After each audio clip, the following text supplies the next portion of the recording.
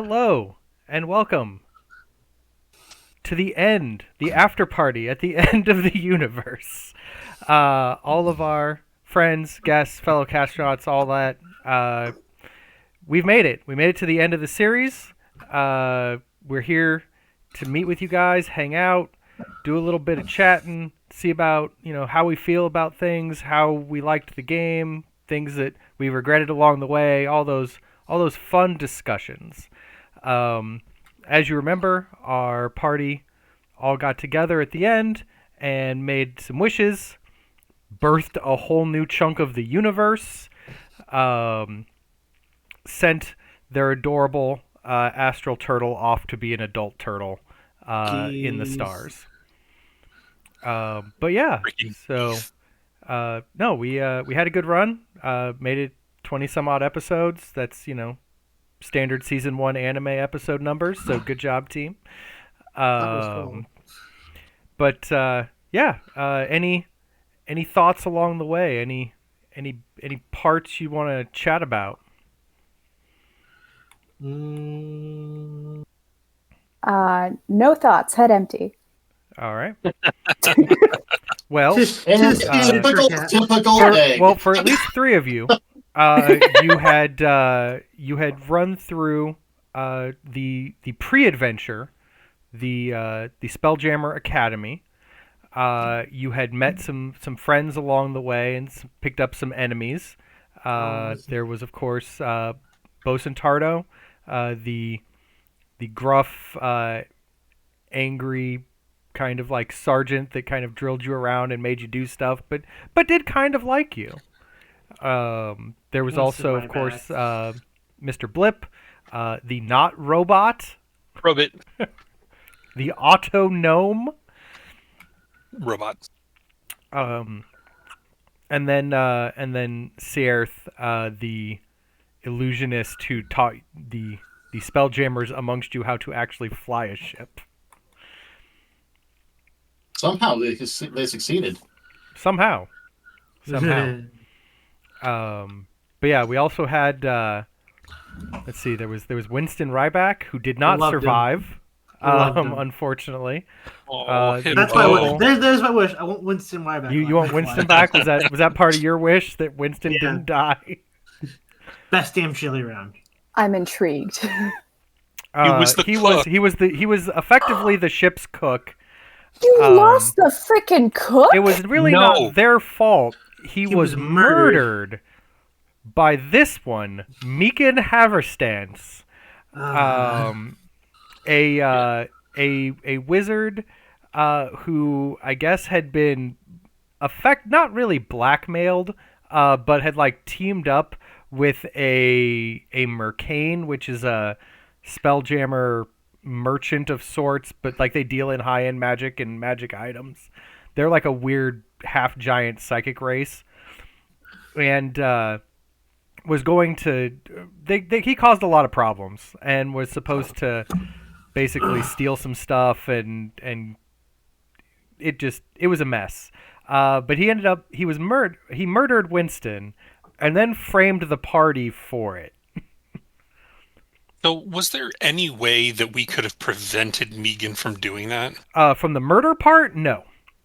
That was an inciting incident. While you guys were busy dealing with the problems that he lured you away from, he had already set a trap on Winston's skillet, so that when Winston tried to use it, it would explode. And was there any way for us, because he had like those little strips that he pulled out of his head to wipe this memory, was there any way for us to prevent him from doing that?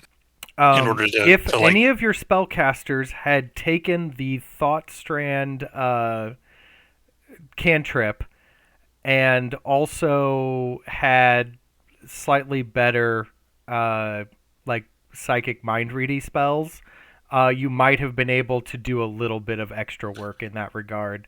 But that was still mostly the inciting incident to get you into Wild Space. So gotcha. You could have influenced it a little bit, but for the most part, the tribunal was basically going to wipe their hands of you and kick you out into space one way or the other. Ripperoni. Gotcha. It was sort of like that prologue that you go through in video games where you get to make decisions, but it's sort of like this set path that's eventually going to lead you into your own world. Right. Gotcha. Like Okay. you pick the dialogue choices, but the responses are always the exact same thing. Welcome to Canaria. Theoretically, though, instead, there was a possibility that instead of like effectively turning yourselves in, you could have just fled into wild space, and that would have been a different inciting incident to get you on the run in Garden. Gotcha. Because that was another option that was afforded to you. Is like you guys were like, well, it's very obvious that we've been framed for murder. We're getting out of here before we get disintegrated. Because Gotcha. that was a common punishment at Spelljammer Academy was disintegration. Yep. But you did meet some friends also on the ship with Meekin. There was that other auto-gnome, Wizpop. There was Pafred.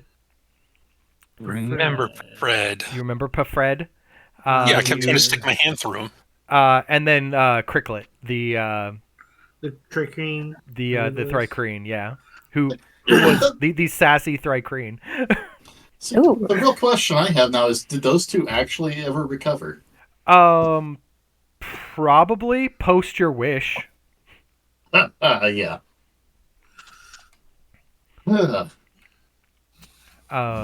But yeah, I miss Pafred. I feel like based off of the name alone, he should have stuck around. He whistled sea shanties. He did. Love it. He genuinely looks like one of the bubble creatures from SpongeBob, is it? That Probably. they like blow and it's that same shape with Oh, the yeah. little like Bubble dicky dog? on. Yeah.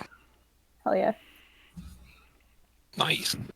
But yeah, having been kicked out into wild space, you all, of course, ran across. You all lived on Garden for a while, where you met up with some Doer merchants, which I feel bad, did not get to use more of in the story. Yeah. So we had, was it 5 different factions that we could choose from to align ourselves? Yes. And you said each one of them would give us different information about the star. Correct. And like where to find it. Like what other information could we have gotten from those other merchants? Or those other factions? I'll let you know. I have that power to look that information up right now. Is it like an after action review? Yeah. The fun thing about this is I can go through and read off all those things. It's like, We get to learn all the choices that we could have taken, the characters we could have stolen and brought on board. right. All right. So there were the merchant princes of Slew, which were effectively a giant merchant consortium that tried to. They were a good fit for adventurers less concerned with heroics and more concerned with finding huge piles of treasure or gaining political power. That's how they were aligned.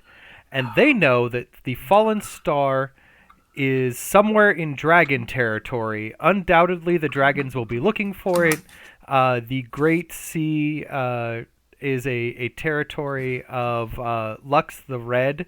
So Luxcretia, they knew about Luxcretia and her golden comet, who prizes wealth above all else. Lux and her brood have been known to be reasonable, in particular when vast sums of gold are at stake, and she could be an ally if handled correctly. So they would steer you to like being a little bit more politically savvy when you came across Luxcretia at that point. Yeah. And it could have influenced, I think, that adventure with her a little bit differently.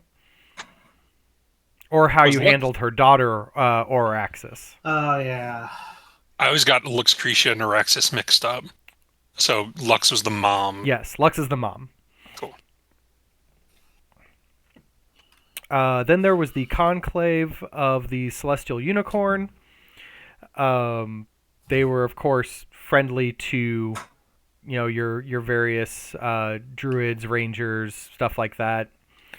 They are the ones who did a lot of. They know about reports of a fearsome armada searching the Astral Sea. Well-organized band flying the flag of Black Rift, the militant nation of raiders that come from the Shattered Sky. They've been seen operating around Greyhaven and as far out as the Blazing Isles. Reports have come in from various merchants that they've been under attack for no provocation at all. So they kind of like give you a heads up that Black Rift is going to be a problem early on. Because like you ran across them at some point in the first adventure, but like there was no real rhyme or reason to it at the time. And they would have kind of given you a heads up on that. Then there was the Astrological Symposium of the Alabaster Academy.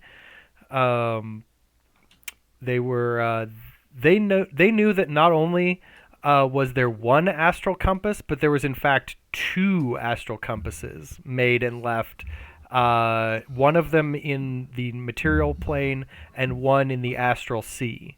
So you would have been able to learn that the astral elves were able to get a hold of the star pieces as quickly as you because of an astral compass that they had, instead of finding out later. Let's see. You already knew about the Adventurers Guild. Then there was the Holy Concordance, which talks about the a star that fell from the astral plane is a truly rare event, denoting a period of great upheaval is about to begin, with the fallen star as the fulcrum. Cosmic entities may become involved in the struggle, and divinatians speak of a powerful astral force that comes before the wish of the star. So it kind of reveals a little bit of the ending. Because when you went to go, let the star loose, the astral dragon showed up to grant your wish, all Dragon Ball Z style. Right. Nice. But yeah, no, I am sad I did not get to use the Dora merchants enough. I was really happy that I came up with a mergered pair, Macromore and Chisei. I was gonna, because there was an orange one and a yellow one, and they were just gonna be my adorable little mac and cheese penguins, all adventure long. And I completely missed that. Over my head, right over the head. Right. I didn't get to use them enough, so you didn't get enough of it. But no, there was going to be. I did for time due to us losing access for an indeterminate amount of time to our Foundry server, having to cut back a little bit of the adventure, and there were, I think, 3-ish adventure books that we had to cut out. And one of them was going to the Door homeworld and going around and hanging out with the penguins in their igloos and having like a really fun time. But unfortunately, we had to cut that for time. You took that one out, and you made us do all these other things. It was in the group that was less relevant to the like storyline. They were kind of like side adventures. We went on Santa's freaking Polar That was Express. a Christmas adventure, and that's different. And you didn't think that a planet full of penguins that live in igloos. Rainbow penguins. It didn't. The timeline didn't rainbow line up. Penguins. The timeline did not line up. Pride penguins. Penguin. Their book came in a storyline after Christmas, so timeline didn't work out. Planet full of gay penguins. I think we need to have a reunion adventure just to go visit the planet. Absolutely. I was really sad that I had to cut them out, though. It hurt. It hurt a lot to have to cut that adventure. Yeah. Because that would have been really fun, I think. Going to the Door homeworld. But you did early on. You did get to go meet up with your first NPC who stuck with you, Sendril the Stargazer. Now you did not take your other option, which was Hal Hawkshaw. He a former Black Rift soldier who had kind of like given up on Black Rift, and you in fact were flying around in his ship that he had to sell off, and the Adventurers Guild had purchased for your use, and you had to go get a signature of his. There was an issue with Captain Catapult, who tried to steal your deed briefly, but yeah, you were flying around in his ship, but you left him behind. So after that episode, we had talked a little bit. If we took Hal, he knew some things about our ship. He knew some things about your ship, and he knew some things about Black Rift tactics. So during any encounters with Black Rift, you would have gotten some perks because he knew how they operated. I say who would be useful. Would have been mildly useful. Sendril, on the other hand, made a free potion every day that was completely random. He never did anything. He never did anything. Wild magic crystal. He never did. I had plans for that, and then we just kept getting sidetracked, so I never did finish that. Yeah. Sendril created the smoothie of the day that Deck was insistent upon trying. Yeah. So, having chosen Sindril, you did eventually go fight the Dragon Skull Hermit Crab. You went to go into a dungeon to get some stuff, and there happened to be a Dragon Skull Hermit Crab there. The first of more than one Dragon Skull Hermit Crab you would run across over the course of the adventure. So many Dragon Skull. No, I liked the Dragon Skull Hermit Crab fight in the early episodes, because it was definitely one of those fights that you don't actually fight the monster. You really should like just avoid it. It was more of like a hazard than an actual monster. Well, you also were teasing it. You're like, here's this giant pool, and oh look, there looks like there's a dragon skull at the bottom. Interesting. And then we're like, okay, run to the end of the thing, come back out, and then there's this giant monster sitting in this room, and all of us are like, oh shit. But it had moved, so you were able to escape because it was plugging the hole out. Oh yeah. That's right. But yeah, so that was good. But importantly, so choosing, you guys came across a lot of choice points in this adventure, and those choice points influenced your ship.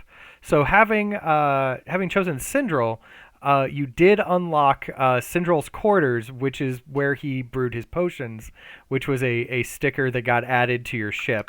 So you got to just have a Sindril living on your ship, which was kind of nice. And I did like that about this adventure, is it has kind of like a legacy system to it, where as you make choice points, it influences the design of your ship along the way. Let's see, who remembers this lady? Oh, it was a. Yeah, you better. My blades remember her. God, I am still annoyed at that kill still. Sorry. One of the things I am sad about is Teridia did not get an actual character art pinup card for this adventure, because I think it would have looked really cool. All I have is like the normal standing character art of her.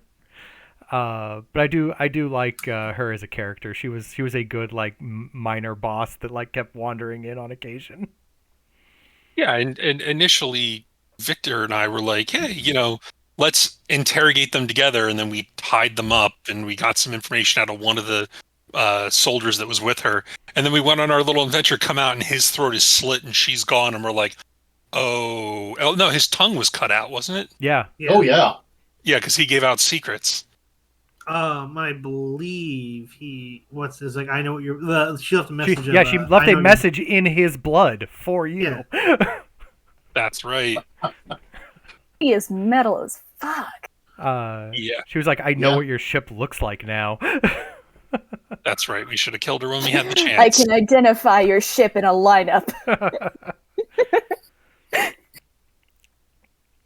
but yeah, no, I liked her as a character. I wish I had gotten a little bit more work out of her, but the time she showed up was pretty handy.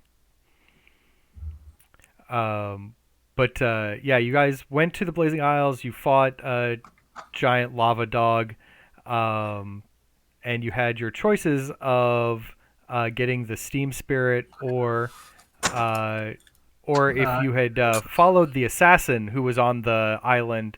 If you'd done what he said and made the Steam Spirit stay behind, he was going to let you keep an aquarium full of Infernus urchins on your ship. And those effectively were like healing potions, and they also cured poisons. I think we made the right choice. You made the right choice. You got a Steam Dog. It worked out. L. L to pay. In fact, there's Elle's house. Oh. Oh, Yeah. But yeah, after the Steam Spirit, what else did we have? Then we went to the Giant Spur. Yeah. And that is where you first got to meet Auraxis. Here's a picture of her, all blinged out in her golden finery. She gave you a job. Basically, it was do her job for her, because she couldn't be asked to do it on her own. Worked out well for us. It did. That was go up the spire and figure out what was going on with the oarsmen people, right? Right. Yeah. They're all disappearing. All of the various pilgrims disappeared, and her mom was like, "Go figure out what happened to my taxpayers." And she was like, "I don't want to, so I'm going to send adventurers to do it." That's what the government cares about. Where's Right. my money? Not where did my people go? Right. Go find out what happened to my income. I'm interested. don't let the IRS find you. They'll get you. Auraxis was just the IRS. She kind of was, but like the low end government person who's like, I'm here to do an audit, and I know you don't want to get audited, and I don't want to audit you, but the boss says I have to audit you. All right, I got my receipts in the shoebox over here. Here you go. I will set that shoebox on fire. But yeah, so but no, you did go up there. You met Sister Selka and Bolo. Of the two, decided to keep Sister Selka, mostly because Bolo was very loud. Yeah, so you stop. Go ahead. I think part of the reason also was our cleric at the time wanted, to not be in the middle of a sausage fest. Also true, quite possible, but yeah, the Bolo, the dwarven adventurer artificer who was making himself mechanical wings so that he could fly around, effectively a jetpack. He was making himself a jetpack. Is that what Egg had later on? No, Egg had a balloon pack. That was an elemental air magical item. It more so just helped me to breathe and float. Yeah, that's all it really did. It was less flying and more floating. Yeah, I couldn't really control my movement. I was just moving up. I believe it allowed you to use levitate effectively, so you could do up and down pretty easily. Yeah, but I couldn't go anywhere. But yeah, you guys made it to the top of the tower, fought a giant that had been using cockatrices to turn people into stone, then grinding that stone into mortar, and stuff so that he could build a statue of his dead wife, who he could use the power of the star or some other power being close to like the top of Giant Spirit to bring her back to life. Instead, he didn't get to do any of that because you knocked him off the Giant Spur and he fell several miles down to his death. Hey, his wife joined him soon after. Then you knocked down the statue. Yes, that also happened. Was like ahead of him. He just brought like a statue of his wife with him. Yeah. So I do have to ask, what was in the room with the cockatrices? Because that was a lot of things that we didn't want to go into. Yes, the room with the cockatrices. So that room.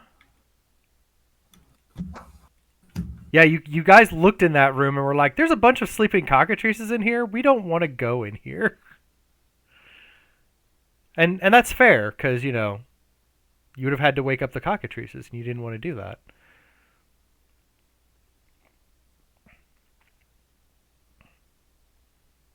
Let's see. That was room. The hen house. There we go. Room 4. This room has various images painted on the wall. A religion check lets you know that there was... Oh, it basically teaches you about the oarsmen. There's a lot of like religious iconography in there painted on the wall that would have let you know more about the oarsman and how he helped ascend into the astral plane. But importantly, the most important thing in there that you left behind, if you perform the rite of the oarsman as shown on the religious iconography in front of the statue in that room, it glows brightly, and then in the hand of the statue is a resplendent, freshly carved, unparalleled craftsmanship oar, which is a magical sword, the bladed oar. Was this campaign just full of a bunch of weapons that Victor can use? I mean, here's the problem. The problem with a lot of adventures is they're like, the only people who are going to want magic items are the fighters because they can't cast spells. Right. Yeah. So a lot of the weapons. Now, I did try in a few instances to make if there were multiple magical like weapons, some of them were like short swords. That way, rogues also are comfortable using them. I had psionic blades. That's all I was right, doing like the you whole used your time. psionic blades all the time, so it wasn't as important, at least on that I got end. a book of carols. You did. That's during the Christmas episode. Instead of the penguin episode. But yeah, having gotten Sister Selka, you did unlock the infirmary, which you did not use, but that's okay. This is another failing on my part. One of the things I really do like about this particular adventure is all of the things that the ship gets along the way, but one of the bigger problems is a lot of the time the party kind of gets it, and then it either is mostly forgotten or there's never like a good reason for them to use it. I mean, we had Sister Soka join us on adventures. So Right, you did get to have a healer that tagged around on the adventures if you wanted, which was kind of nice. Also She nice also- to have a NPC piloting a ship so that a spellcaster didn't have to be tied to that. That's also true. But yeah, so after that, we left there and went to the. You ran across the coconut in space with the miniaturized Thrycreen, which the Uwantu. That's where we found them? Yeah. Well, no, that was Effectively, they found us. post the giant tower. They were traveling around, and there was a coconut spaceship in space, and they let it dock with the ship. And these little Thrycreen came out and were like, talking and being like, "We need help. Our entire comet is being overrun by plants, and it's a problem, and we don't like it." And at first, all of us were like, "We can't hear you." Yeah, at first it was like, "We can't hear you," and then they got out like a little mini megaphone and were like, "We really need your help." Is it so? It's a coconut-sized spaceship? No. It is a spaceship made of a coconut. In fact, this is Horton hold Hears on, a Who. hold on. I think we still have one on the ship, don't we? You might, but let me. Swear to God that I did not load that picture, but I know I have it here somewhere. Where is my coconut spaceship? A phrase that we never thought we'd ever have to utter. Where is my coconut spaceship? For art thou my coconut spaceship? Coconut spaceship, wherefore art thou, coconut spaceship? 'Tis Actually, these. that translates to why my coconut spaceship.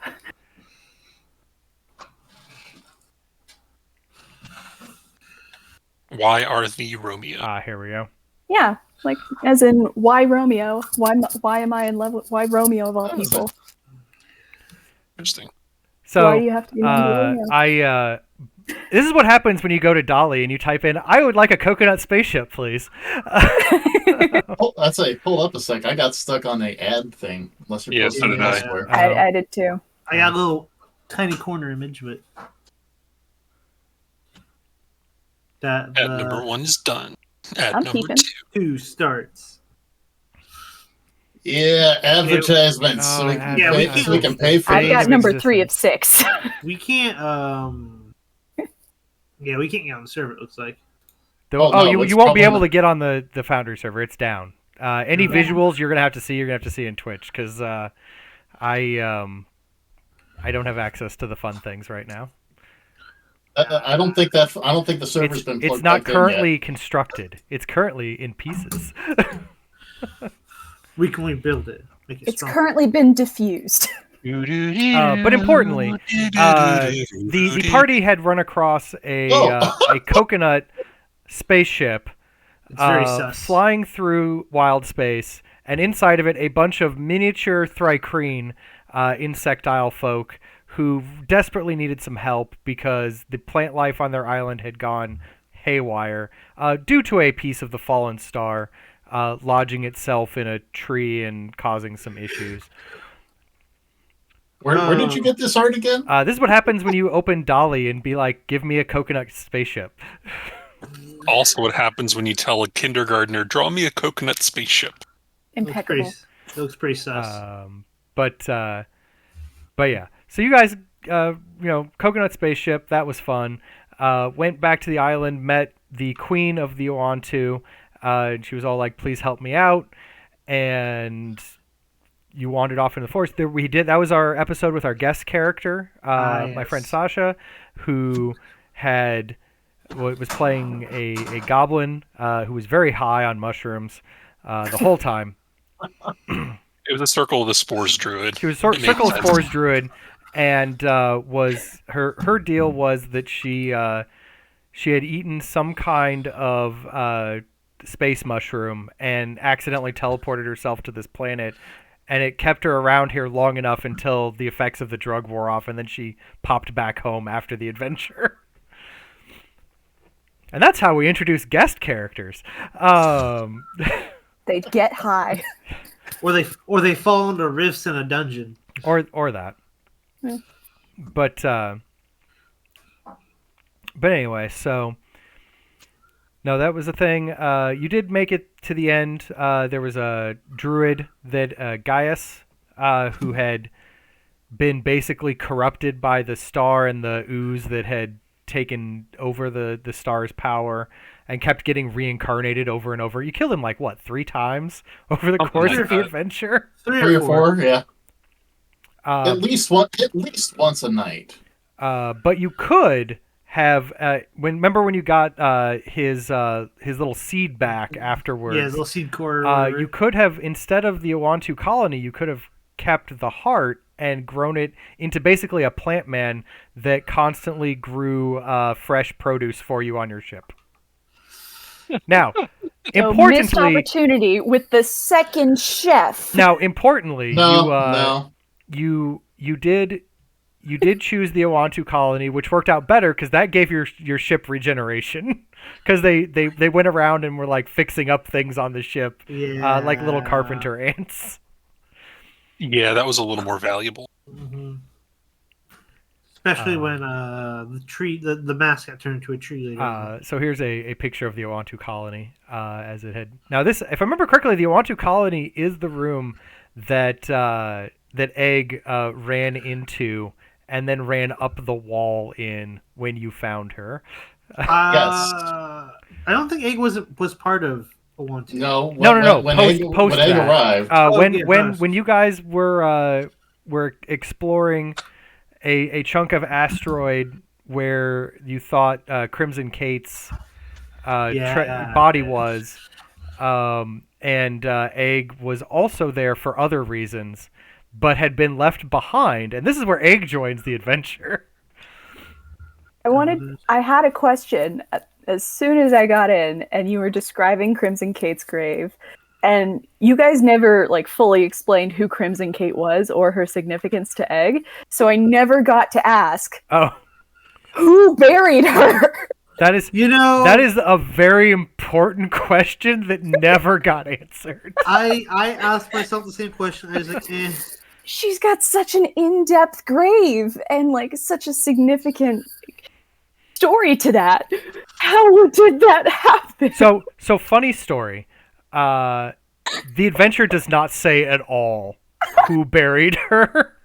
She buried herself. Her story is that she stole a ton of gold from Lucretia the Red, sailed it into the maelstrom, the warp storm in wild space, hoping to keep the dragons from chasing her down because they wouldn't go there. Her ship got destroyed by the giant zombified Leviathan that was there. But before that happened, her crew mutinied and basically kicked her off the ship. And then so she was off the ship. And then something happened, and her ship eventually sank in the serene deeps, where the merfolk were. We'll get to them later. And she was not on her ship, so now I remember. Was her body on the... Yeah, her body was in that grave, right? There was a skeleton there. Yeah. A body in her coat and everything was in that grave, along with a gold piece and her cape and her but her ghost is haunting the ship. You did not have to fight her because you did not do whatever it was that triggered her ghost being vengeful. What was it that would trigger her ghost to be vengeful? That is a good question. Because this is that enough, ship it wasn't grave robbing. This is the one that the ship was split in the middle of that big chasm that we're going down. Okay. Give me a moment to look that up. But while I'm looking that up, we can get there when we get to that chapter. Okay. Yeah. But yeah. So importantly, the undead Leviathan, ruled, of course, by a illithid lich, who liked wearing the faces of people he has killed, because he's creepy like that. Which is why he was a drow wizard starting out. Real Silence of the Lambs sort of situation. Yeah, he's creepy. But or you like did Dwight from The Office. But you did meet some very important NPCs there. You met the Archimandrite for the first time down there. He was a bit of an ass to you. Archimandrite. But did we briefly meet the King of the Black Rift? No, not there. Actually, no, you never met the King of the Black Rift. We've seen him. You did meet one of the captains that you would have run across later in one of the cut adventures. Was the Archerman dude in that beginning like dining room that we were in? Yes. Was that where he was? Okay. Yes. Him and his he had some Black Rift soldiers survivors with him that he was ordering around to do things, and they were constantly getting killed trying to get out of the room. Right. I will say I was very displeased that I figured out where Beans went very early on in the adventure, because that was going to be the question I asked the whole way through. And if it came to it, that would be the question that I asked the star. That's fair. I was trying to give you a inciting wish. I mean, it worked. Something to wish for. Worked a little too well. Because by the time you had joined, the rest of the party technically had an overarching wish they could have wished for, but your character did not. Yeah. But importantly, you did meet Clevie, who was the adorable imp librarian, not happy with being under the thumb of the Illithid. And you also met but did not recruit Glurm, the undead dwarf who was running the supply closet. The one that I snuck into. Yes. Yeah, we had to like give him his axe or something like that. No, there was you have to give him his axe. And you never found his axe because you didn't go down the passageway where his axe was. Right, and in this one there was a lot going on that you guys skipped out on, actually. There was the conference room where they were having like some sort of... I am actually very sad you guys didn't go into the conference room. That would have been amazing. So the conference room with all the ghosts, they were basically trying to figure out a new torture system to install in the dungeon. And they needed, if someone had gone in there, they would have assumed that they were a new member of the council and offered you to sit down and like discuss with them about new torture implements to install in the dungeon.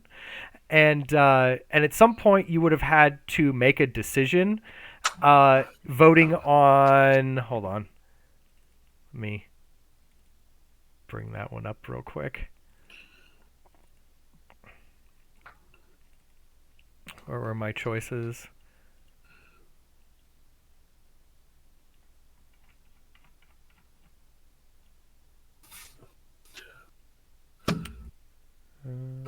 Getting a paper cut between the toes. Yeah.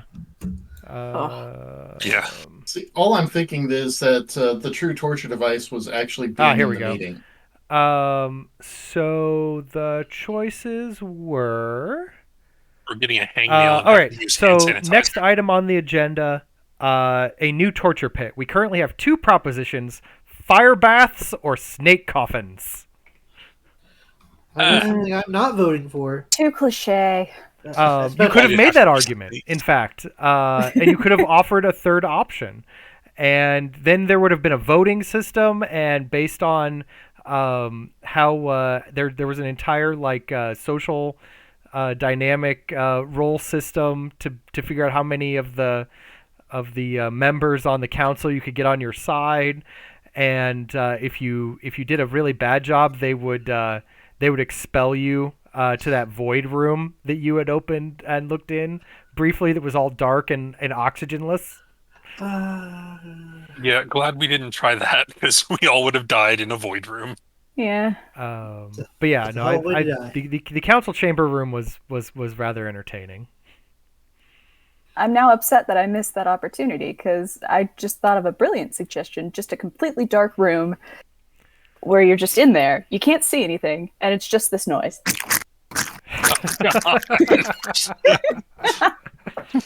Or just that constant like drip noise. Oh. Well, that's the actual definition of insanity. But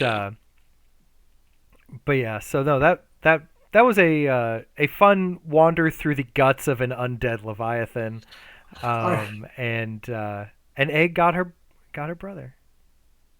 His brother. Yeah. I think what stopped us from really exploring it was our fight or flight response of get the hell out of here. There was a lot of that after the early rooms. It was like we should probably get out of here before we get killed. Yeah. Those we found a ghost ledge and a mind flare at that.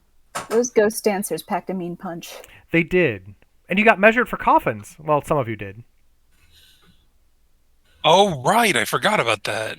The coffin measuring skeletons. I also experienced multiple people's life and then their subsequent death. Yeah. And the books, yeah. Traumatizing. Yeah, I feel like that was not. I could have explored that more. Is that Egg has now lived many lives? It's true. Many other people's lives. I feel like maybe that could have been a wisdom thing if I went down that avenue. It's the ultimate cheat for a bard. Just grab a handful of books. Read through and make songs of someone else's adventures. I couldn't make it through my brother's book. I had a rough time, man. You did. I would not have made it through my book. You failed that roll, unfortunately, but yeah. But it's okay. It just means that I don't. Or Lockhart that shit. That's okay. I had to drag that on a while because I actually didn't know how he died. I was trying to figure out a good death for him that would have been exciting, and in the end, I was just like, here's what I got. I have a brother. I mean, it tracks that he would probably sell Egg out. I did intend for Beans to end up being an asshole. But anyway, having rescued Clevie, deciding to keep her, you end up with Clevie's sanctum here on the ship, which was an adorable pile of pillows in a summoning circle. Yeah. Because, Clevie. Oh, that's so cute. I appreciate the fact that Clevie had to tell the truth on the Leviathan, but the second that we got her off, she's like, no holds barred, right, bitches. I can lie all the time. She was very honest about that. She was very upfront about that. She was very happy about that. Oh, gleeful. Gleeful. Just the pure joy of seeing someone do something they've longed for so long. But yeah, so there was that. Let's see. After that, we went to the Serene Deeps. There was a giant merfolk city down there. Wasn't this the Christmas episode was after that? Oh yeah, we did have the Christmas episode. Ah yes, that was about Christmas time, wasn't it? So yes, there was a Christmas episode. You guys went on the Astral Express and saved Santa from which demon was it? The ginger dread man. Yeah. I was so happy about the freaking agent names that we came up with. And that's Victor. That's not his real name. It's definitely not Victor. Oh, I forget what our names were now. I was Eggnog. You were Eggnog. Were you like Deck the Hall? No. Yeah, I think you were Dick the Halls.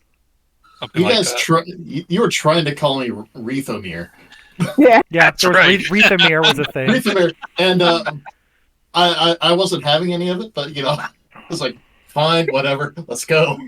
And then there's not Victor. Over now. That was definitely not Victor. Importantly, so just so you know, the train had a lot of maps, some of which we didn't actually get to use. There was, and this is one that Caleb knows that we didn't get to because last time he's actually been through the astral train adventure before when I ran it with my friends, and there is a train car group where you meet the king of the snowmen. Yeah. And he needs you to get into a magical snowball fight with some of his subjects because they've been corrupted by the Ginger Dread Man. And if you rescue all the subjects, he gives you some wonderful magical like weapons and toys. One of which was a candy cane sword that could basically grapple people and bind them up with ribbon. When Ben run that for me, I used that sword. He had to nerf it at one point. Yeah, I can imagine.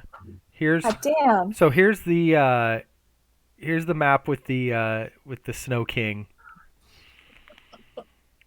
That's cool. No, I am sad we didn't get to use that car, but I could only fit so many cars in for time, and this train had a whole bunch of them, so it was like, use however many cars you need, but know that you won't get to use them all.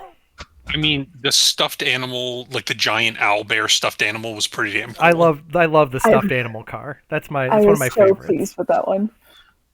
That was pretty nifty. No, I was a big fan of the stuffed animal car. And I love the fact that we're just there was the one point where we had all the toy soldiers lined up, and we whispered, "Deck the halls with mirth and jolly." Jolly, yeah. God, the fact that I remember that phrase. And we were like, "Yeah, go for it, go get them." And then we walk into the next room, and all of them are dead. Well, like, many of them. You lose each room. So if you use the soldiers, there's like a table for how the soldiers do in each room of the car. And if you roll, like, generally speaking, they're not going to do well. The table is weighted so that, like, at best they can solve like maybe 1.5 cars worth of problems for you before they're all destroyed, or at least reveal some of the problems of the car before they get destroyed. Yeah, like the giant tentacle zappy monster thing in the next car. Yeah, the mad or the Christmas lights monster. That's what it was. It was a roper, kind of. But it had an off switch, which turned off power to the whole train. But yeah, post-Christmas episode, though, you did go to the Serene Deeps, where we got to go on a couple of adventures. One, you got to enjoy a Merfolk festival. We got to see Egg cosplay as the Catosphere. Do a wonderful job cosplaying as the Catosphere. The best fucking job you've ever seen. And then go fight a giant like Hydra monster, and then after that go down into the deeps themselves to stop a monster from letting loose his demon dad. Was this the place where we did the seahorse? Where we did the seahorse races? You also did the seahorse races. Yes, that also happened. You helped the merfolk with some seahorse races, and then you were in a seahorse race. And I somehow won. Very light. Egg was very light. Just let the horse. The seahorse won. Egg was also there. Because I linked up with Catapult that used the psionic whispers. Yeah. And then tried to distract her at the right point so that Egg could get ahead of her. Or but him. Also, I rolled real well. You did. When I really shouldn't have. I rolled like crap. Yeah, you were rolling terrible that whole race. I was on a seahorse. I got a DNF. That's about how I did. Well, see, we all boarded live seahorses at the front, and Victor went on one of those little things that they have outside the supermarkets that you put a quarter in, and he was just going up and down and up and down. A line starts behind him. Yeah, exactly. Yeah. It's like, sir, this is meant for children. Just 5 more minutes. I'm in the race. You're not in the race, sir. I'm in the race. But yeah, you went down there. You did fight a bunch of stuff. You did find a demon friend that you made, the lobster demon that was down there. What was his name? Moose. Gorgath? Garnath? Ganache. Ganache. Ganache is what we ended up calling him. Ganache, yes. Garnock, I believe, was his actual name, but Ganache is what we were going with for a while. So that's the one thing. Why is it that every single group of players, the second that the DM is like, here is the name, they're like, I'm going to bastardize this thing and it's going to now be called this. It happens to me all the time with my players. I have no idea. Every time. Simplicity's sake. I did that because, one, I could not remember his actual name, and two, most of Egg's bullshit was food themed. That's true. And three, Egg's a little bit stupid. So it makes sense. But yeah, you did fight the demon spawn, kept the demon from the blood ocean from spilling out into the material world. Got a fancy sword out of the deal. And then there was Crimson Kate's treasure that was also there. And that was what we used to get what's his name out of Victor's head, right? Correct. Yeah. Shoot, no, I've forgotten his name. The halfling. Well, hold on. You gave us this nice NPC cast I did. I list gave you at an one entire point in time. NPC list. That was. Wow, I don't know if he's on here. No, he should be near the. Oh no! Oh, Magnus. Yeah, Magnus. Magnus barrel block. There he is. Let's see. Here's my little section for Crimson Kate's treasure. It has occurred to me that at some point during, I'm just going to refer to them as the beach episodes. Uh-huh. At some point during the beach episodes, Egg was revealed to be a socialist.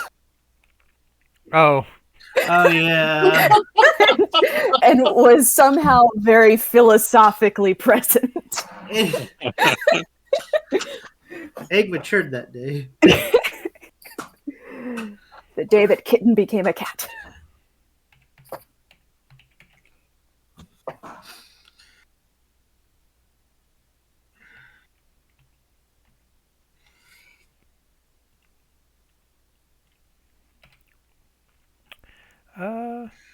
I don't remember where I read it, but the adventure doesn't actually say what you'd have to do to get Crimson Kate to haunt you. But there is something I remember somewhere in here.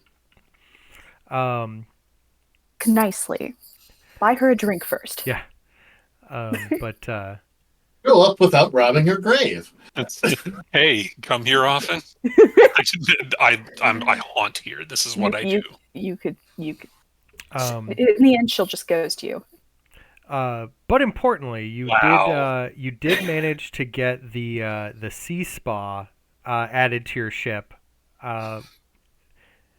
instead of the Arcanum lab, which you would have gotten. Let's see, you ended up basically insulting the queen. You basically laid into her and sided with the magician, but he didn't go with you. If you had sided with the queen, she would have effectively banished him and given you his stuff. Oh.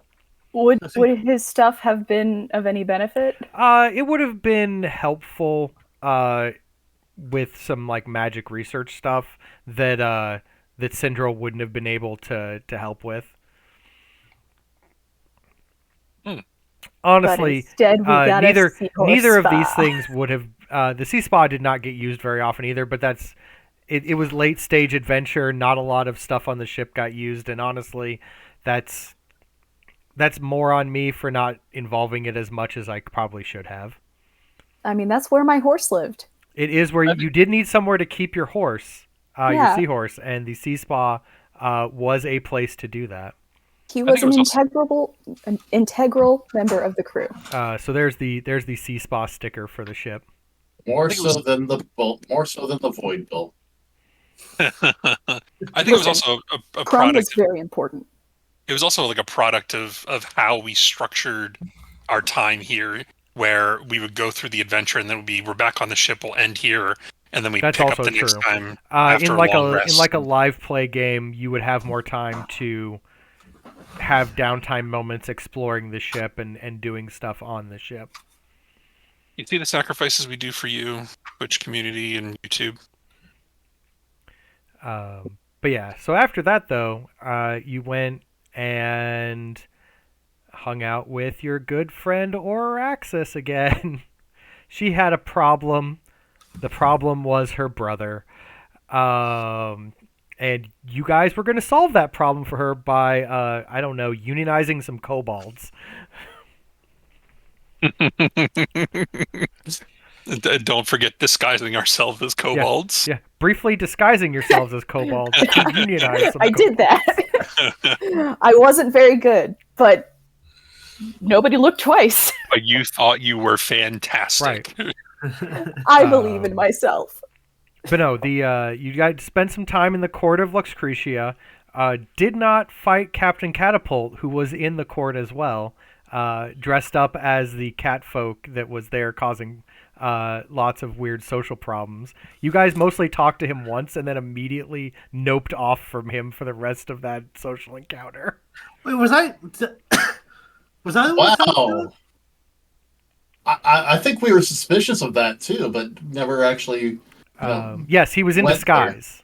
I think I tried he was correcting there. him, and I failed the. Yes, you had you social encountered him once, had an opportunity to figure it out, failed, and then no one else wanted to talk to him for the rest of the adventure.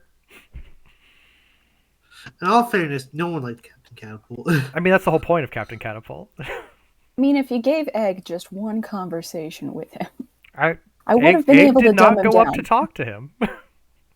Egg, I don't think you were here. You weren't here that day. Were you not there that day? I think that. Yeah, I was not there that day. See, that was the problem. We were missing Egg that day. There were a few opportunities that Egg could have had to instigate conversation. And the one episode where we had social encounters and the whole job was to have our face there. Yeah, that was like the whole first half of that adventure was do not make fools of yourself in the court of the dragon who could kill you with a look. And you spent most of the adventure tripping over yourselves and causing problems. Live to disappoint. Hey, all I did was just lick a lady's hand as like an introduction. She found that very provincial. And to be fair, Egg would have done the same, and it would have. How exotic! And exactly. It turns out it worked out in your favor. So there were a bunch of other dragons in the room. There was the father, yes, the oldest brother, and the sister. Right. What could we have learned from those other three that we just got no information? Yeah. So you had to do things to basically get their attention. And that was this one. So basically, each dragon had to do things. Like for the sister, you had to effectively like maintain her attention. You had to kind of like talk nerdy to her for a while. We never phrased it that way. Through in the old man's Ford. Right. Behind the bushes. But the goals for the dragons were you had to avoid Luxcretia's suspicions. So you had to not arouse suspicion with her, or she would probably kill you or attempt to. Fulgar was the father, and you could get his attention by playing dragon chess with him, and then he could basically like he ran the military and knew like all of the guards and stuff at the forge, so you could use his information to basically get influence over the guards at the forge. Flair was the sister, and like I said, if you talk nerdy to her for a while, because she's like a super smart magic dragon, if you pique her interest, she will talk about all of the magical defenses and traps she set up around the forge, so you could have like better abilities to get past all of those. And then Scorch was the favored son, and if you get him talking about like economics, he'll drone on about all kinds of stuff, and he can basically tell you of easier ways to get into the forge without getting caught.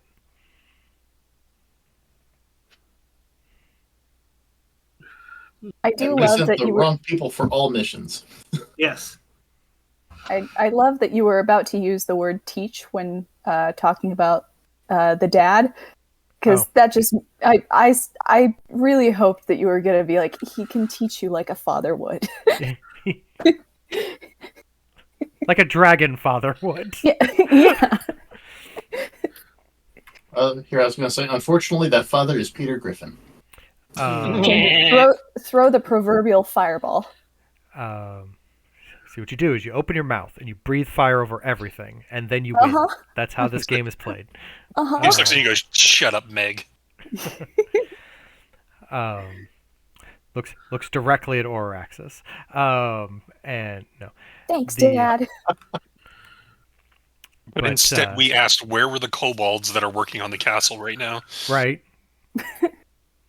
And we went and talked to them. We're like, hey, this isn't a right-to-work state, so we'd like to form a union. Cool.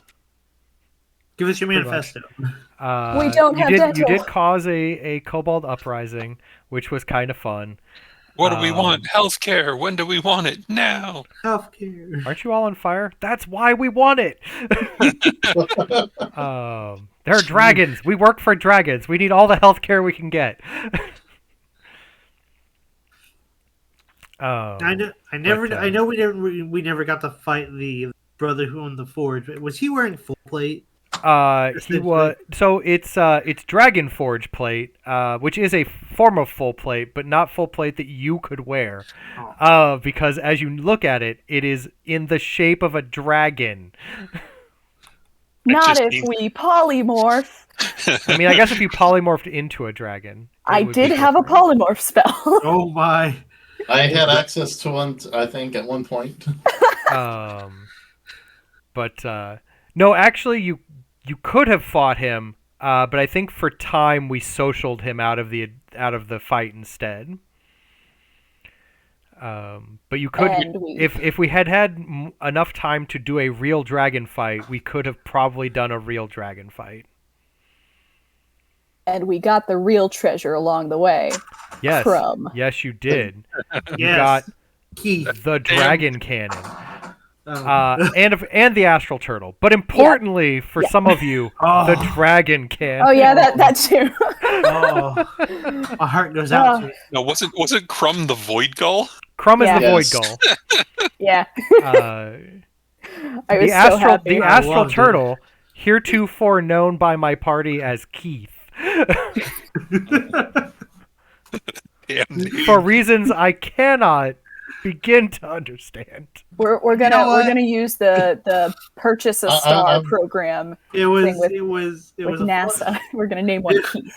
It was a spur of the moment. His name is. Yeah, I was gonna say. Victor named the turtle. Yeah, this one's on Victor. Not sure how. Yeah, I wasn't.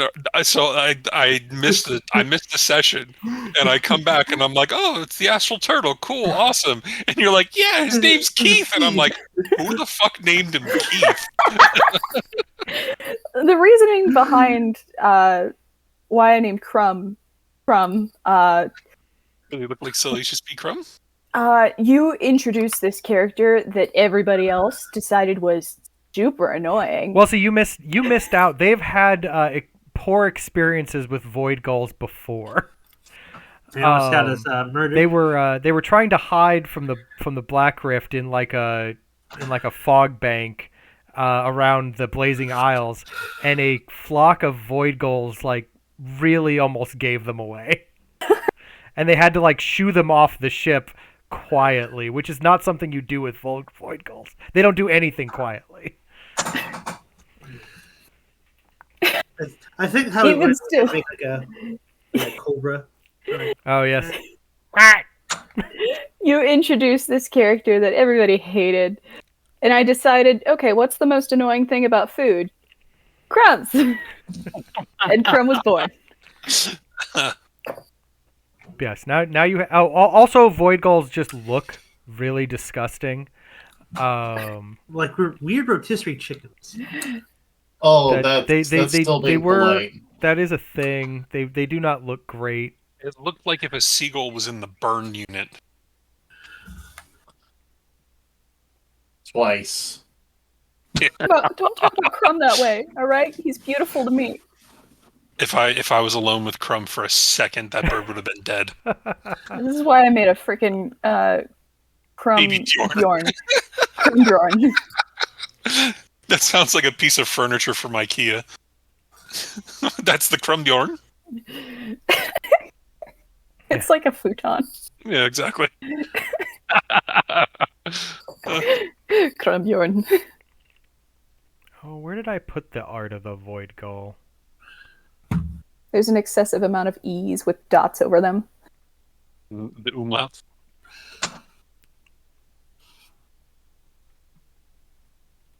My adventure picture filing system is terrible. I was like, where did I put that art? At least you have a filing system. I just keep everything in downloads and I just scroll until I find it. Oh, that's a terrible idea. Yeah, You guys have adventures? Yeah, that's true. I mean, I have a lot of adventures, so I have to have a filing system, or this would never work. You guys play adventures? You guys? I just wing You? it. Why? No. No. Ah, there it is. Hold, please. Wait a minute, we haven't been holding? No. I have nothing to hold. The void gull Crumb. Oh, God. See? Looks like a seagull that was in the burn unit. He's beautiful. I love him. Honestly, what gets me is like the eyes that are way in the wrong place and the little nubby legs that don't have feet. He's like a Muppet made with foot flesh. Like foot skin over a Muppet. Why? Like the weird neck eyes and the little feetless nubs are what get me. This is Egg's first pet, and he loves him to death. It looks like something that drinks out of the lake outside of the power plant in Springfield.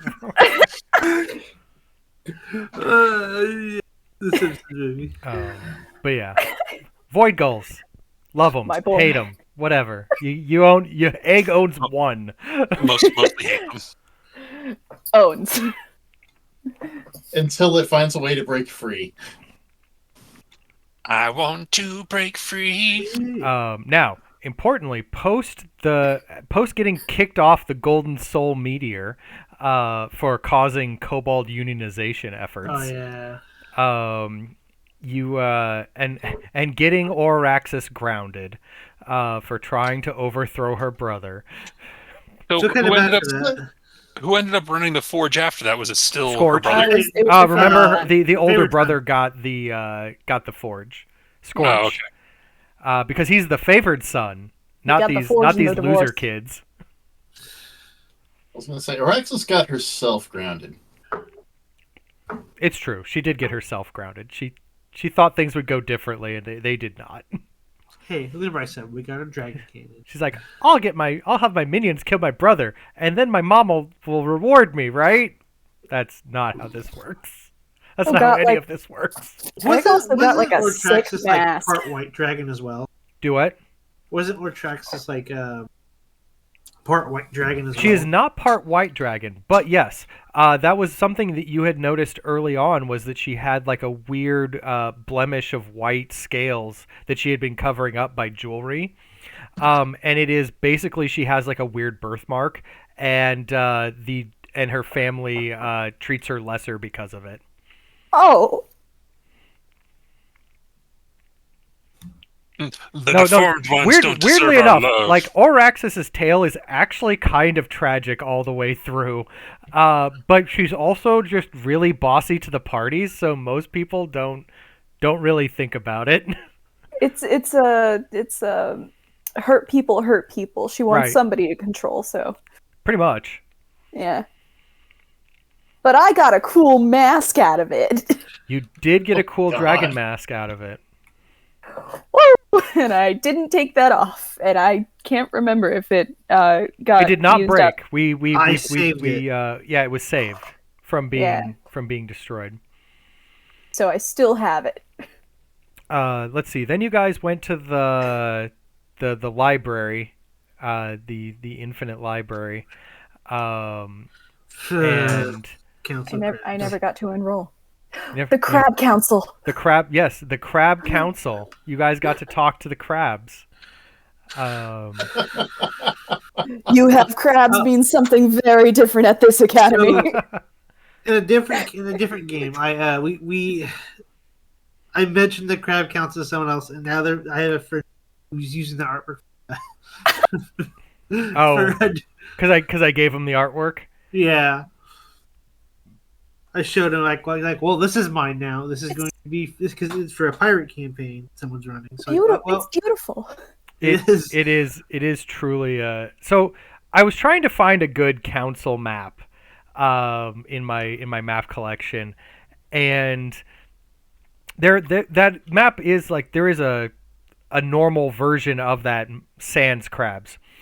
I was like, well, I'll have to like populate it with like some counselors up top, and there's like 15 versions of that map. So I was kind of like scrolling through the versions, waiting and trying to find one that I kind of liked, and then I found one that was just all crabs, and I was like, what the hell? Just no context. What is even going on here? That this map is all crabs.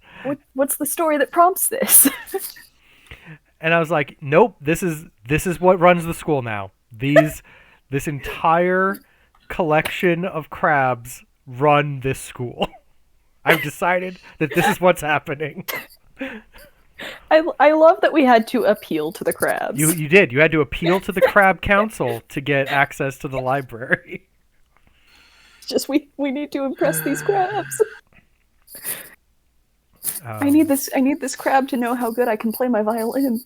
Right. It's very important that these crabs know. This could have also been like a fucking America's Got Talent scene. More like The Voice, where they all have to like turn around, and after they hear you play, they just like hit clickety clack and turn around and say, "I want you." They scuttle around. Mm-hmm. But they have to like do a 3-point turn because they're only moving sideways. They do a K-turn. It's I don't know if there's a good. This map is so huge. I don't know if there's a good way to get it on here appropriately. If you do Crab Rave, you automatically win. I posted that in the. So for those of you at home, so this is the Crab Council. Now, importantly, you will note, and this was pointed out, the picture behind them is a crab with a crown, paired up with what is literally a person in a dress with a crab head. I was not She's here beautiful. for this part of the episode. But yes, you appealed to the Crab Council. You stood on the scales of justice. Oh, yeah, you did miss this part, didn't you? Yeah, I think so. Over here in the corner is like a little crab artisan with a paintbrush who's like doing like the Sistine Chapel of crabs. So this just looks like Parliament in Europe, in England. Yeah. There's a crab crabs. stenographer. Except there's like a crab stenographer. Like there's a whole. Some of these crabs have coffee, like little coffee trays. Yeah. There was something else that we noticed, but I cannot remember for the life of me what it was. I don't remember. There's just But I saw this map and I'm like, nope, crabs run this school. We're doing it. Game time decision. Crabs. Worked out way better than my plan of taking a normal version of that map and like adding like normal people tokens to. That map sends me into tears. Just the look on Caleb's face when you guys walked in and he was just like, wait, the Crab Council is crabs? Like what? Yeah. You're telling me they're actually crabs? She said that they were crabby, but they're crabs? I was bewildered. That's phenomenal. It's like you'd think at this point you would have just known to expect that. I mean, with everything else, but Oh, and from that point forward, I think Victor's he didn't know what to expect from this one. He's like, well, I'm just not going to be surprised. Now, importantly, the Infinite Library was one of the places where you did somehow manage to avoid both of the recruitable NPCs. Yeah, I noticed that. Yeah, you noticed at the end where you didn't get somebody or something to join the ship. Yeah. Right. So about that, you actually did run across both of them, but It's the chose cursed lady to in leave them space. both behind. One being the astral elf, who was alone in that room, who was trying to get out, and was talking about how much like he had enough of the astral elves, and how it was stupid that they'd send him here. He's like a rebel, and was gonna like if you recruited him, he'd like help you out against the astral elves, and would know more about them when you got to their conclave, and could like talk to them for you and like turn some of the fights like better your way. But you guys were like, nope, we don't trust astral elves anymore. We've been stabbed too many times. Yeah, and he started coming up towards the turtle, and I held a knife up to his throat, and I said, back up. And I said, stop asking stupid questions. He asked another question. I said, that sure sounds a lot like a stupid question. Right. He was like, nope, I'm done. I hear any more stupid names. D-Nice. And the other one Ron. was the robot, the one who turns the page. You may not remember him because you opened the door, saw that he was in the room, went, nope, and shut the door and never went back to that room. What room was this? Right before you guys fought the reanimated dragon parts, there was a room, like a little study room, and you opened it up and he was in there working on something. He hadn't noticed you yet, and you were like, door shut, and walked on. I can't believe Egg's zoned out for all this. He would have been able to get... he would have been able to unlock a lot of the parts of the library that you didn't immediately have access to, because he has like full admin privileges to the library. He's a moderator. Yeah. He's modded. This might have been when I was asleep, like passing out. But yeah, so those were the two recruitable people in the library.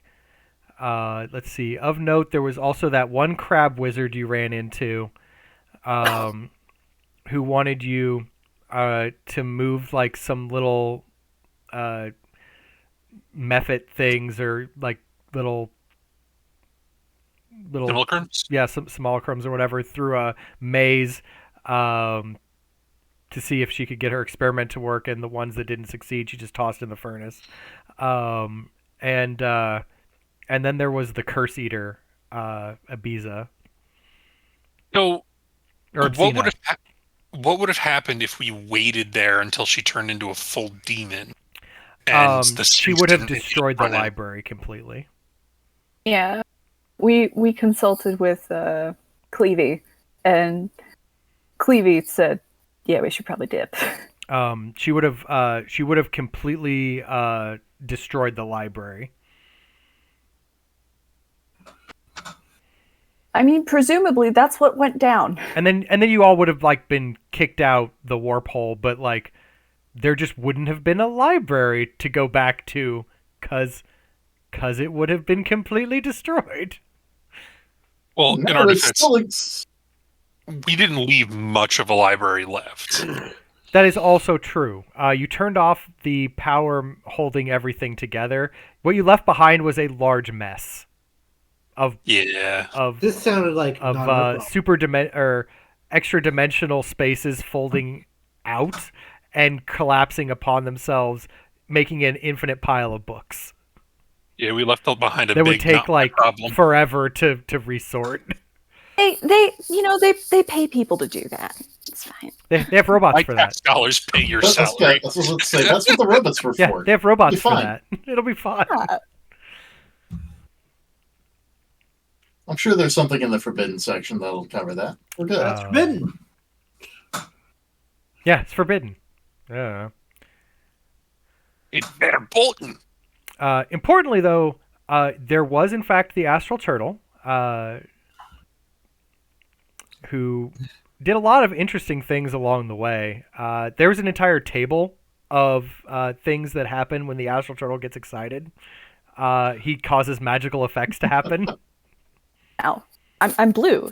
One of them was grow a giant tree in the middle of your ship. That did happen.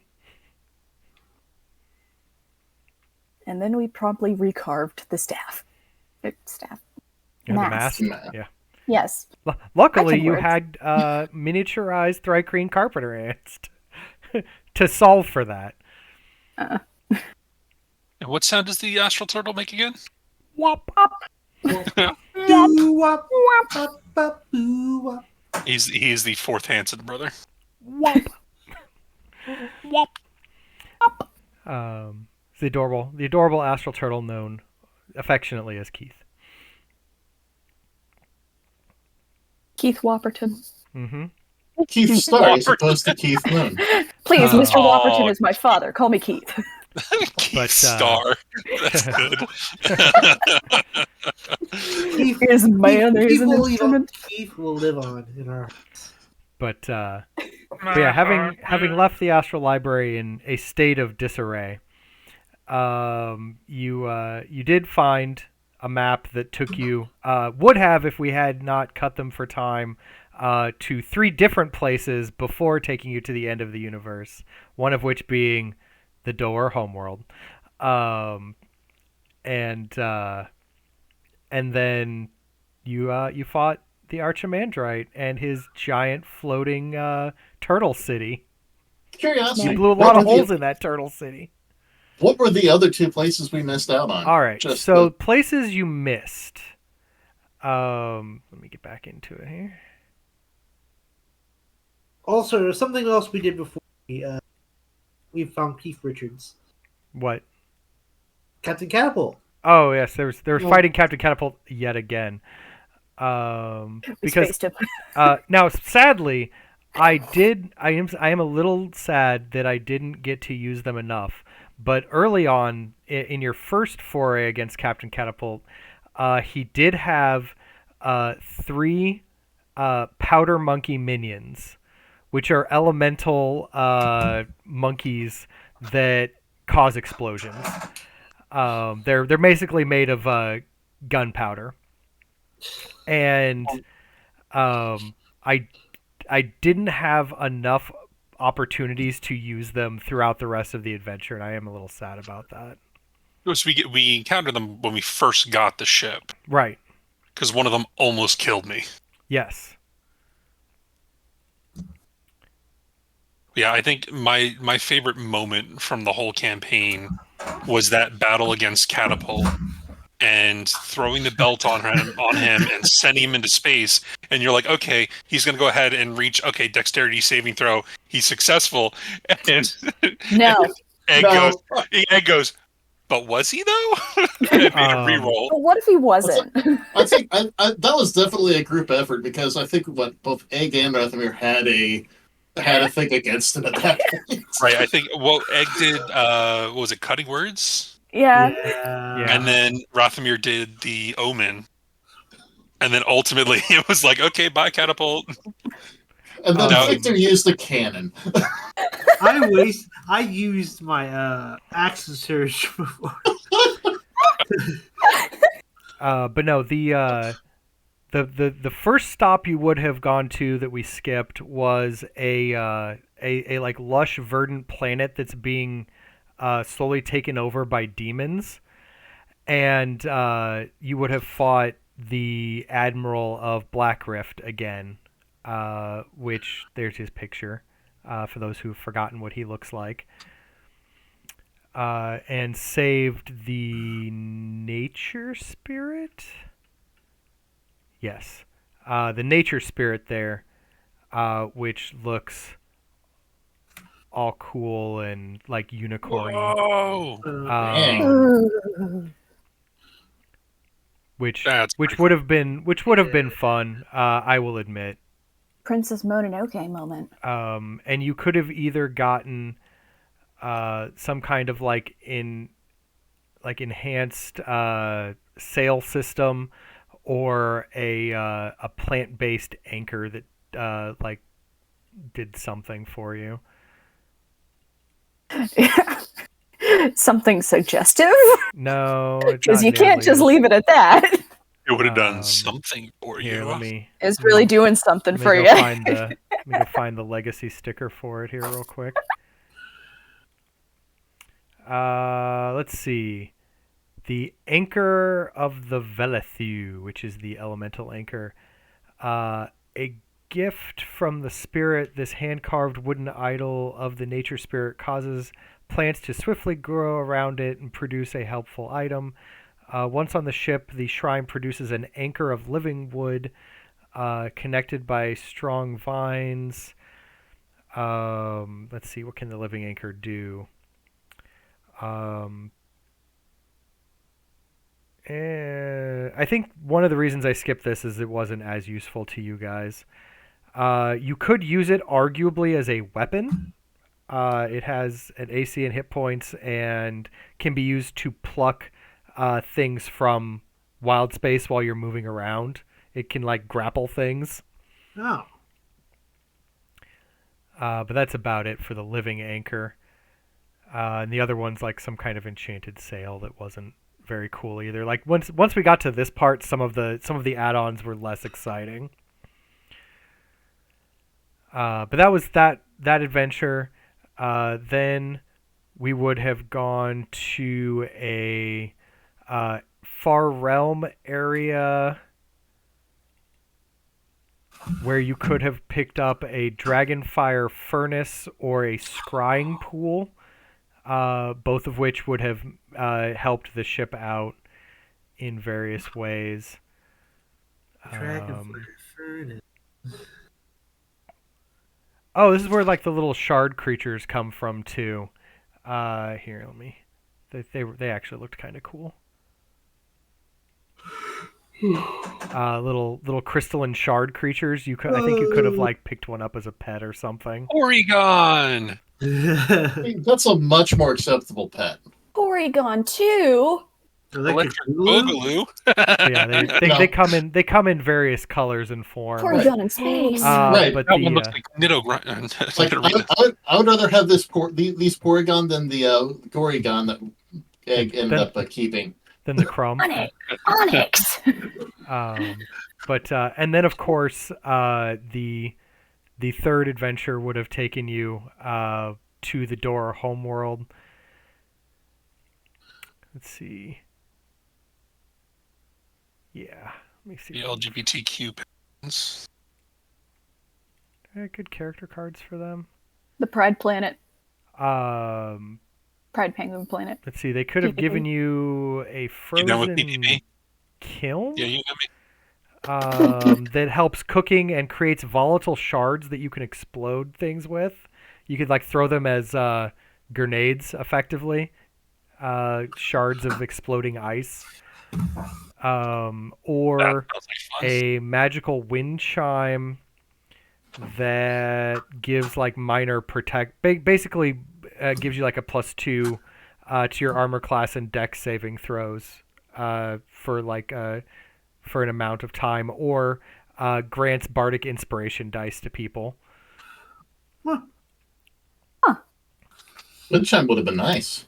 Yeah. Those are one of those two things would have happened. And do I have some of the? Here's one of the penguins.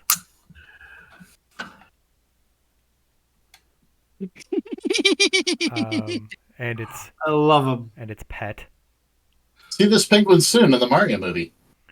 For to continue with the pet collection theme. Oh my! Oh my God! Is that like a mermaid otter looking thing? Yeah, a little bit. Ben, you let Egg keep the void goal. Of course, I let Egg keep the void goal. Skip the planets with the actually awesome pets. Yeah. Of course, you let me keep the void goal. Look, you some sacrifices had to be made, and unfortunately, cruel GM, those were the ones that got made. Now, we could have skipped the ending. Just give us to we the couldn't be planet. Now, happier. importantly, you didn't have to fight this. Oh. Oh, it looks metal. Do not free Willy. I was gonna say Deck would have stood by underneath it and gone, yeah. And I'm pretty sure, there was also a Remoraz on the planet. So you would have had to deal with that too. Yeesh. Among other things. Another thing that would have been interesting about this particular planet is that there is an ancient castle here that you would have gotten to explore. And the ancient castle was haunted by the ghost of an astral elf who had basically given up on the astral elves and decided they needed to come live in the material plane. And so he built like a whole civilization area for them, but they never came to join him. So at the end, you could have pointed to that as a place they could have gone and lived. They never came to his birthday party. Yeah. But yeah, unfortunately, due to some time restrictions, some sacrifices did have to be made, and unfortunately, those were some of the sacrifices. But you did make it to the end. You did get to fight the Archimandrite, and his again. Tiridia showed up briefly at the end to be killed by Deck. Not by Victor. We brought democracy to the commune. You brought democracy to the commune. By the way, what does the Archimandude look like Jafar? Because that's the character art they went with when designing him. I don't know. I'm so happy that Archmandude stuck. Because that was also me not remembering an actual word. Honestly, the made-up names are so much more fun. Yeah. But yeah, he his deal was basically, run around, get fallen stars, drill out their magic, grow them up to normal size, build cities on them, and that's how the Elven conclaves existed. Wait, so there's more Keith Richards? At least two more. You we talked to the them. Others. Star. Or talked to one of them. Star. And we attempted to possibly send some files over, but we might have succeeded. Yeah. We tried. There may have been a lot of corrupted data. That's okay. The data's old. The data's out of date now. The place where there used to be empty astral is now, part of the universe. Yeah. Now all their data is completely out of date. Thousands of years of mapping the astral sea gone to waste. We sent the facts of the machine or the information over to them, and it just said PC load letter. What the fuck does that mean? But what? You're almost done mapping the universe? No, you're not. But yes, a conclave of astral elves now is living semi-peacefully in the material plane, thanks to you guys killing their leader. And considering democracy. I mean, we sort of also turned most of them. Well, he did try to kill them first. He did. He didn't care whether they lived or died, because he just wanted the star. And I did throw into the mix the conclave is composed of the people, not its leader. Yep. That spoke to them as a race of unchanging communal elves. And now all the Astro Elves are building barricades in the street going, "Do you hear the Astro Elves singing this?" The song of angry elves. It is the music of the people who will not be... Anyway. Yeah. Here, I was going to say, good job, egg marks. Have you tried communism? No. It's like, haven't we been trying communism this whole time? Have you considered trading up to socialism? Have you heard the good word of my Lord and Savior Bernie Sanders? Sorry. Some penguins show up. Would you like to try capitalism? Capitalism, the true my egg friend. market. The The true nature of the egg market. Have you heard of our new system? It's called a religious oligarchy. Right. I heard religious Olive Garden. What? Religious Olive Garden, yes. Yes. When you're here, you're family. Join the family. Partake of the broken breadsticks. Yeah. This is my bread and this is my breadstick. And this is my unlimited soup salad and breadsticks. Oh, It was a real loaves and fishes miracle. Please attend mass. You may be seated. But yeah. Can I get you a menu? In the end, you did get to meet. You did get to see your astral turtle grow up, and become a new star, and grant you a wish. And you all got to wish for things. They may or may not have worked out. I know Eggs got his brother back. That was a thing. Whoops. I just meant for him to rest in peace, but I guess he's here now. And also, apparently, Cheese is out there too. Adventure 2. Somewhere. I don't know. There's a whole new... Look, you birthed a whole new universe. Tortilla. Tortilla, right. Brain. Right. Yeah, tortilla. Cheese was your cousin. Coming in season... obviously, Cheese is out coming there, in but... season 2, The Search for Tortilla. Yeah. Have you seen my sister, Tortilla? Star Chasers 2, The Quest for Tortilla. Also, fun fact, Tortilla did not exist, in the original character concept. I only had egg and beans. In fact, I have an entire list of names for egg and beans. Well, we have 15 minutes to burn if you want to delve into Egg's backstory. Yeah, sure.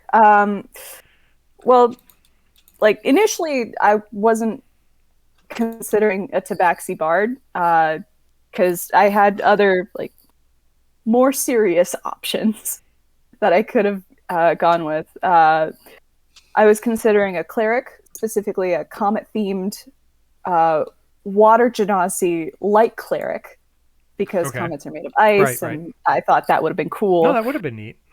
I considered being an astral elf because I'm in space. Mm-hmm.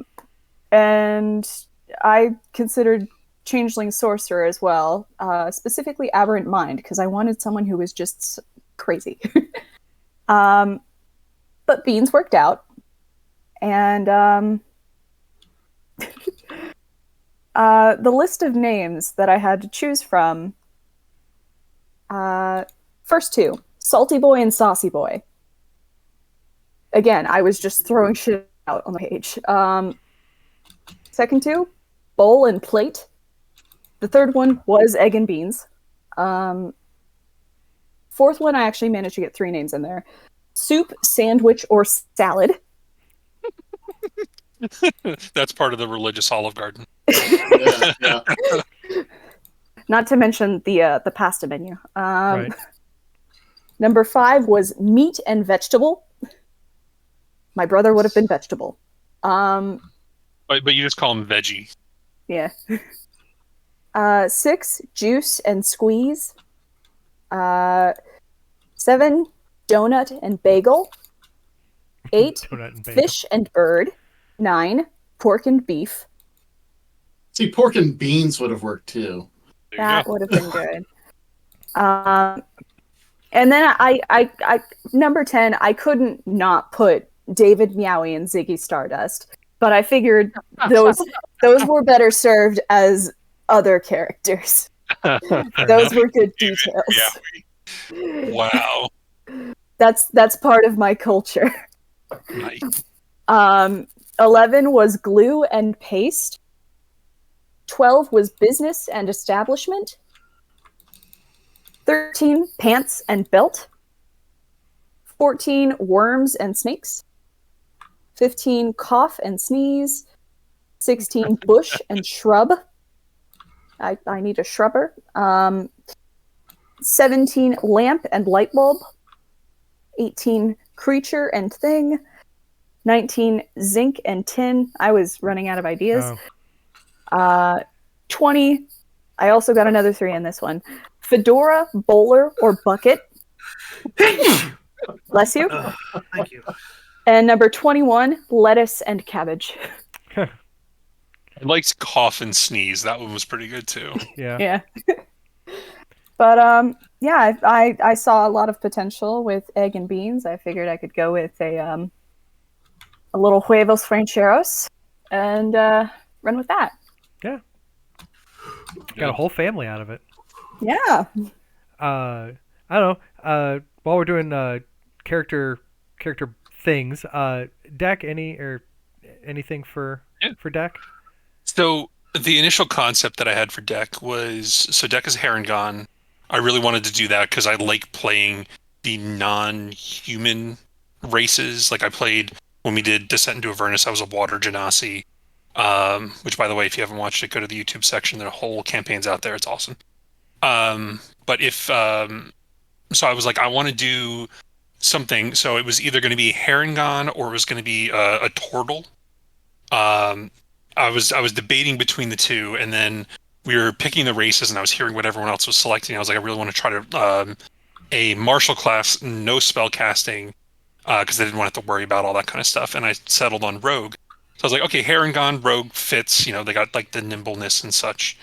And I came up with the idea of chimerism, where basically deck in the litter had, as Dwight would say, resorbed one of the siblings, and that's why he split straight down the center, half light gray, half black. And initially, when I was talking with Ben about how I was going to make this character and sort of level up the character, the idea was that the light gray side was the chaotic, like sort of naive, willing to do anything, upbeat kind of character, and the dark side was going to be this gruff, like battle-hardened, angry dude that's just out there to be like a killing machine. And every time that I level up, I would roll a dice, and if the black side won, it would take a level in Rogue. If the light gray side won, he would take a level in Wild Magic Sorcerer to be that like chaotic bit, and then level it up based off of however it happens. I would never know what's going to happen every time I level up. The decision was made though because it was such a small party, it was such a short campaign, and like the leveling didn't get so high, I would ultimately be outclassed at some point. And so that's why I didn't keep going with that route, and we just stuck with Rogue. But the whole backstory for Deck was built around after he was born, Chimeric, he was sort of shunned by the rest of the rabbits, saying that, you basically ate our sibling. And so he was chasing a butterfly and stumbled through a portal into the material plane out of the Fey realm, and then made his way towards Baldur's Gate and was basically scrounging around for food and coin and such, and heard from a couple of travelers that had just come from Wild Space about their exploits, whether they were telling the truth or not, or whether they were drunk at the bar, it doesn't matter. And so he was seeking that ability to go out there, and that's ultimately how he landed at the Academy. Yeah. And the one other thing, oddly enough, Decanoida, because I was trying to come up with a name that fit. Decanoida is, I believe it's Iroquois, and it stands for two streams flowing as one, trying to signal like the two different halves of him in one body, trying to continue to flow together. Yeah, I liked the name. That was a good tie-in. Yeah. Caleb, anything about Victor you want to share? I mean, Or any ideas you had? Ben referenced it a lot about the Star Jedi and space, and being from a fallen a order of knights that were killed. I may have referenced it before that my character didn't like red, as it was they were killed by the Red Wizards of Fae, which I guess seems the most Sith-like in concept. But I think it's all related for Victor's story going into it. Was just kind of like let us off-brand Jedi this. Yeah, I'm your what's it? I can't think of like an off-brand facility. I guess. Wish. Yeah, I'm your. I am your wish for. Yeah. Your Jedi from Wish. Yeah. Has arrived. I Nick, I anything think. Yeah, you're good. all right. Nick, anything on Rothamir? This was a fun experience for me. This was actually my first experience with 5th edition, and I'm very sad it took this long. I'm also very sad that my friends locally only have books that are 20 years old. So we're working on that. But, I was just coming in like, let's do something I don't do. Never played a druid before. Looked through, got the suggestion, like, Star Druid. Ooh, this will be fun. And that kind of just ran from that. It was a good time. Nice to play a character that cared more about the sky than, the planet. Interesting. Yeah. I'd only ever played with druids before that were like Circle of the Moon, because why not? Circle of the Moon. Always turn into animals. It's great. Yeah, it's OP I've as got a hell. menagerie. Exactly. But to play with different classes of these, different subclasses of all these like overarching classes is kind of interesting. Like I've never played with the Psy Warrior. I'd never played a Soul Knife Rogue. Never played with the Circle of the Stars Druid. Was Egg a College of Lore bard? Yeah, it's hard not to choose College of Lore. Yeah. That's just Jack of all trades just killed it. I mean, the only other bard that really makes sense would have been like College of Swords. That's the only other one that people really go through. But being able to play with these off brands and how like people, not off brands, but lesser used subclasses. All these like, wished subclasses. Wish, definitely not Victor. From Fiverr. Fiverr. Oh wow. Oh no. This is my Fiverr rogue. Wow. You've been outsourced by a Fiverr rogue. Wow. God. And we had just come off. Thea and I had both just come off playing Descent into Avernus, which is a completely different tone. Like this is very upbeat and jolly. Where Descent into Avernus is like you're gonna die and everything is evil and is going to hurt you. And if you aren't evil by the end of this campaign, it's a freaking miracle. And then we come into this one and it is very lighthearted and we have colorful penguins to play with and we can get pets and such. It was such a stark difference. And really interesting to play. Again, another group of people that I've never played with before, and it was a lot of fun getting to know you guys and play through this campaign. Agreed. Once again, I'm down for season 2. But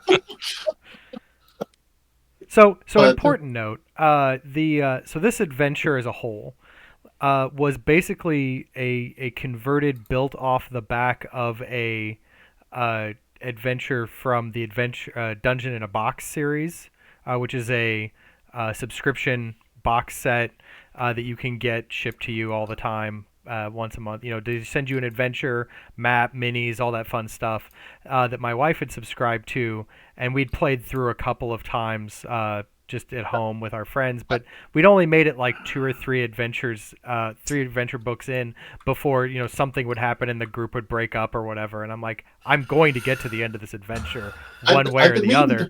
And it's more of just like a sailing, like actual ship in the water adventure. But I was like, I can convert that to Spelljammer real easily.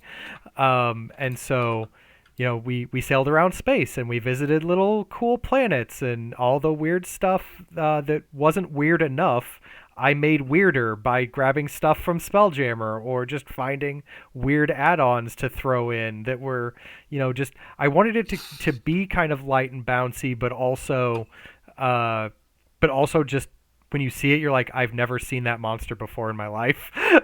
Like, I don't know what this is. It's just weird.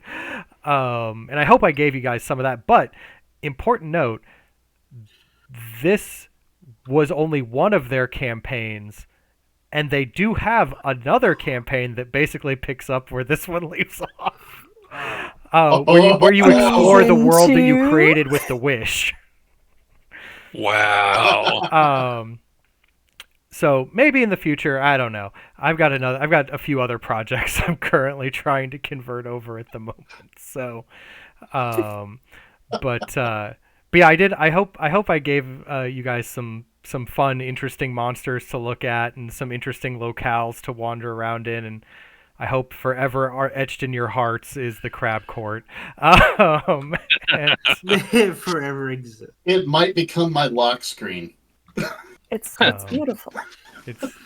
It's just, oh man, that Crab Court was so good. Bum, bum, bum, bum, bum, bum, bum, bum. But yeah, so yeah, I was glad to have you guys in on this adventure. I'm glad I finally got to make it to the end of this adventure. Cause I've been forgetting to ask for a couple weeks. How do you feel finally finishing? Oh my this god, thing?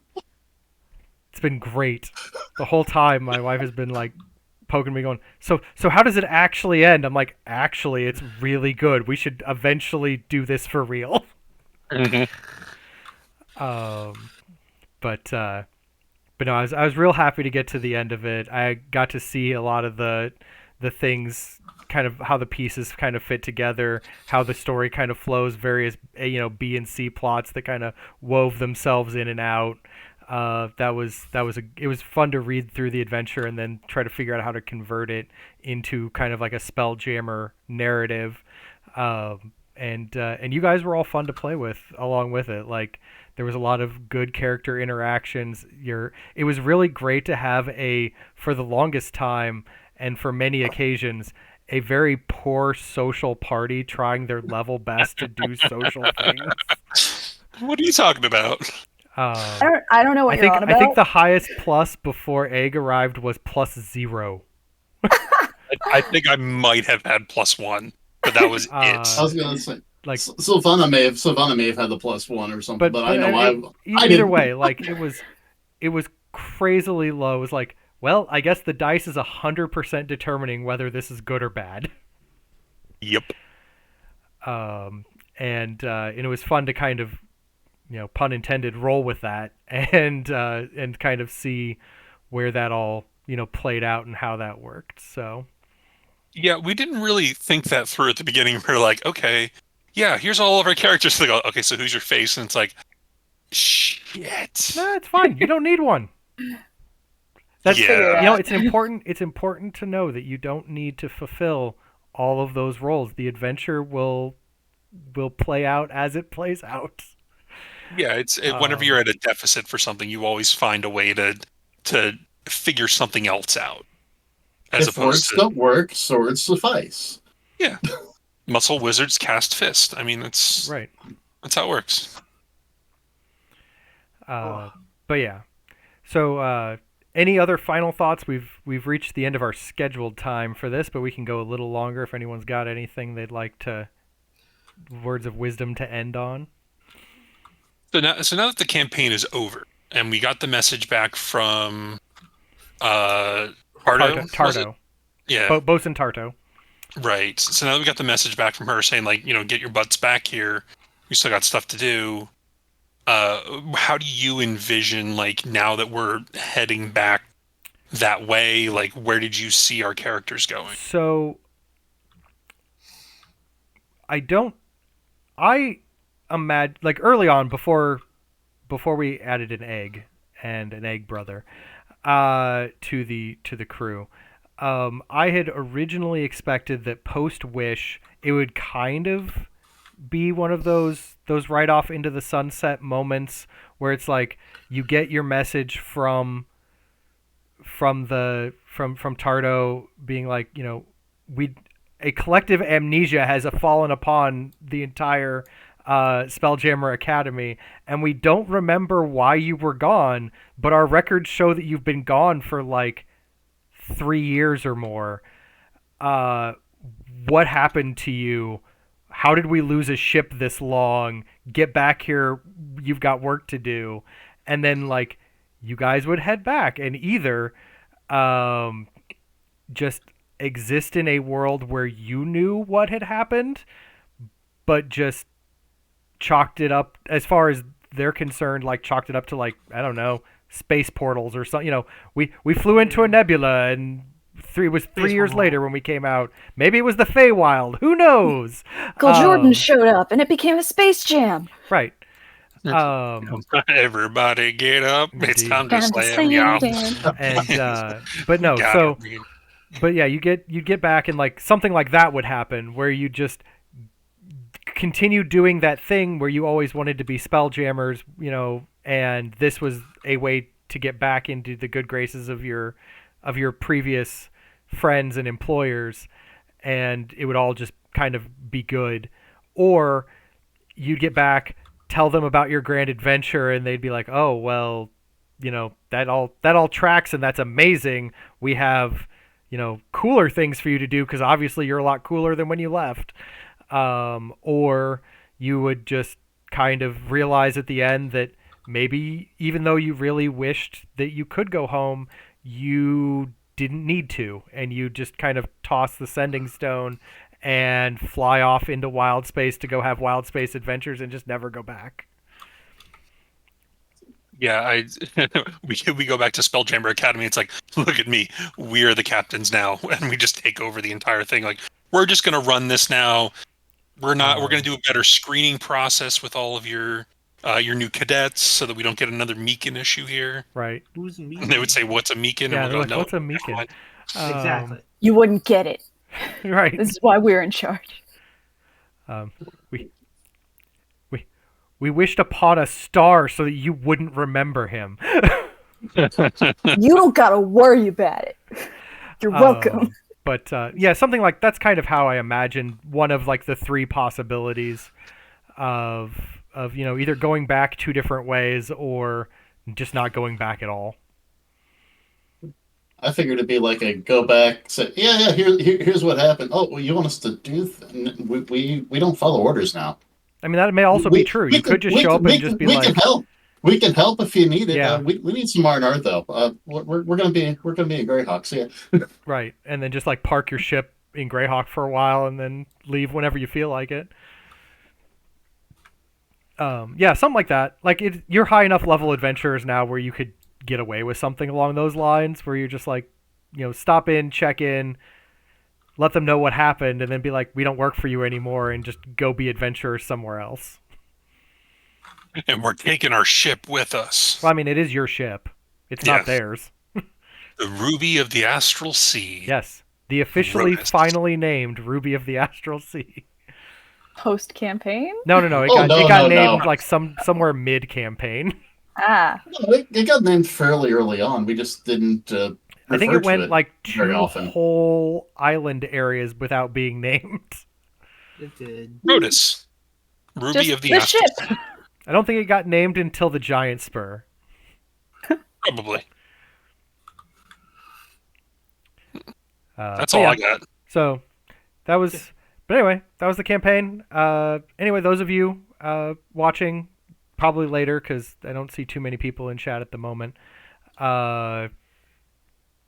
Watching this later on YouTube, that's kind of how the adventure went. Thanks for hanging out with us for this debrief.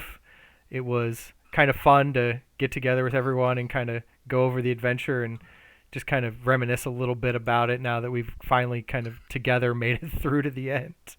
Yeah, feel free at any point if you're interested, come back over here to Twitch or wherever and just drop us a sub.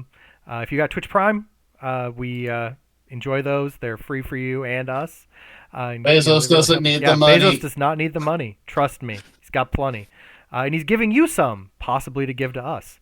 Anyway, other than that, if you want to just catch up with our past episodes, you're probably watching them on YouTube right now. And if not, go over there where they are all stored. Not only this campaign, but any of our other various campaigns are over there on YouTube. Other than that, Discord, Twitter, TikTok, Facebook, Instagram, all of those links below.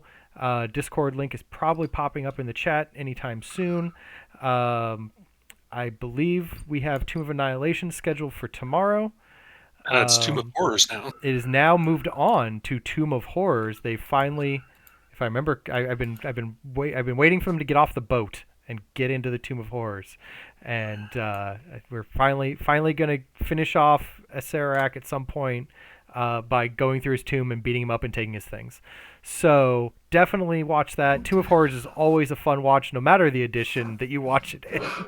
And it'll go really well. And when that gets over, I don't know, we probably got some more stuff on the horizon. There'll probably be some kind of an announcement whenever we get any of our future projects along the way. But other than that, as always, thanks for hanging out with us, and keep chasing the stars. Bye. Bye.